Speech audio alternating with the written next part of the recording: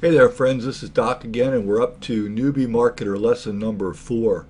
This might be one of those lessons that stretches sort of your mind a little bit, especially if you're new to internet marketing. But I will try to do it in the simplest terms possible because it is that important to you guys that early on in your internet marketing, I don't think you should spend any money that you don't have to. And that's hard because many people will try to talk you out of dollars that you just don't need to spend to do this properly. But one of the things that you do have to spend money on for all the reasons that I'm about to talk about is a good autoresponder. Okay? I'm going to move to the first slide and then we're going to talk a little bit about just what an autoresponder is. An autoresponder is probably the most next to a domain name and web hosting, which I covered in the last video, which are absolutely essential for anybody to have a website online. An autoresponder holds the distinction of being the most critical, specifically internet marketing related tool. What an autoresponder does is it's generally an online service hosted at somebody else's website where they keep track of those people who want to join your email list.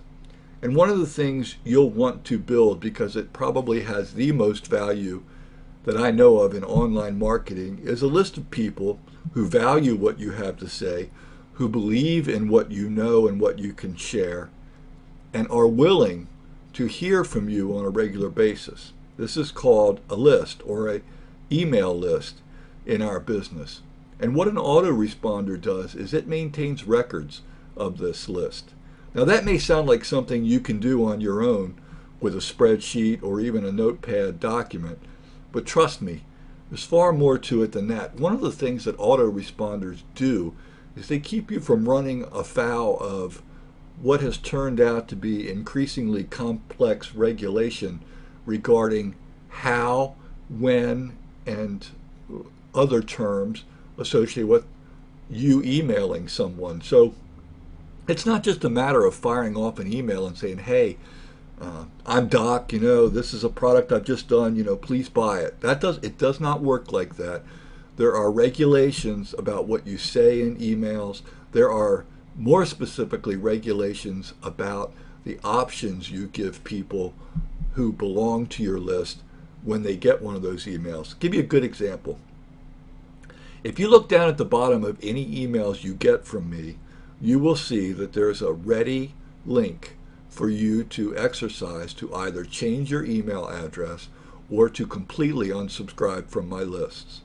Now you might think, hey, Doc does that because he's a nice guy and he doesn't want me to spam him, or he doesn't want to spam me if he can avoid it. And all that's true. I do think I'm a good guy, and I certainly wouldn't want to irritate you if you didn't want to hear from me.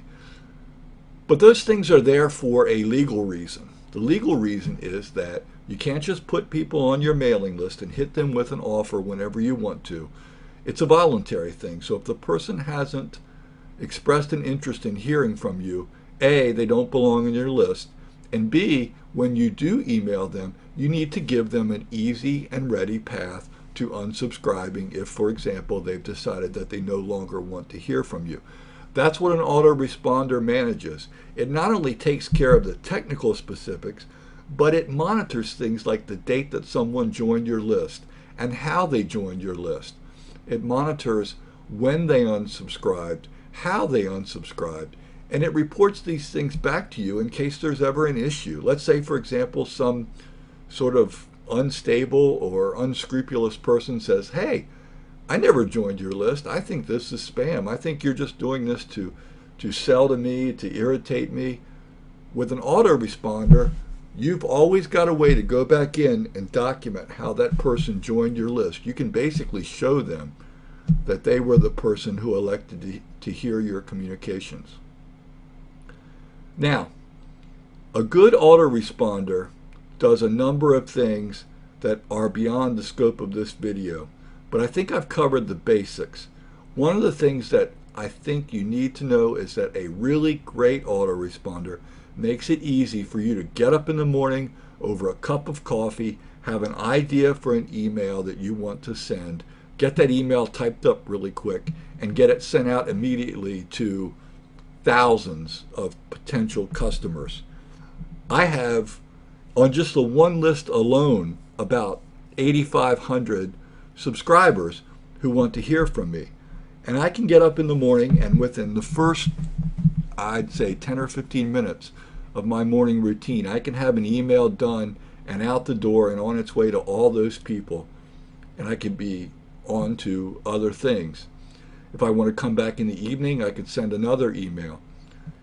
It makes it completely simple. My favorite autoresponder company is called SendReach. But there are others, Aweber, GetResponse, Infusionsoft. I've seen things from Office Autopilot. There are a number of different providers. They have some different pricing schemes. Most every single one of them charges a certain amount of money on a monthly basis depending on the size of your list. It doesn't seem certainly all that cheap when you look at these, because they run somewhere between 25 and I've seen them go up to a couple $100s for people with fairly large lists on a monthly basis. But it's a service that believe me, you can't do without. You'll spend very little early on when you're starting out, and by the time you need an autoresponder to deal with larger lists, you'll be making enough money that the cost of the autoresponder won't be important at all. It's just that you need to know that early on, and I mean from day one, this is an expense that you need to go ahead and lay out so that people can easily join your list and you won't lose them and not remember that they're there 4, 5, 6 weeks down the road, or even more important, so that you can stay in compliance with what is only growing regulation about how you communicate with these people. My suggestion for an autoresponder is at http://docdigs.com, which I left off of there, /autoresponder. Please go check it out, and I will talk to you in the next video.